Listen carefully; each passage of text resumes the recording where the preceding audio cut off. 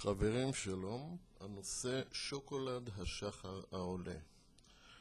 ביום הראשון לעשירי רכשתי במגה בדיזינגוף סנטר מוצר שנקרא שוקולד למריחה של חברת השחר העולה, משקלו 750 גרם.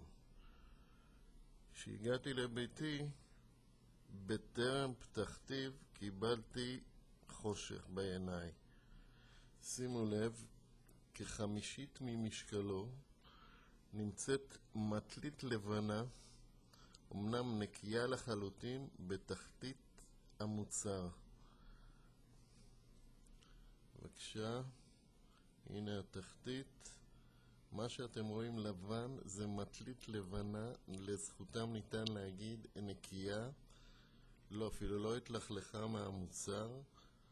זאת אומרת שדאגו שהמטלית תהיה מראש בפנים ואחרי זה הוסיפו את המוצר כדי לא יודע מה.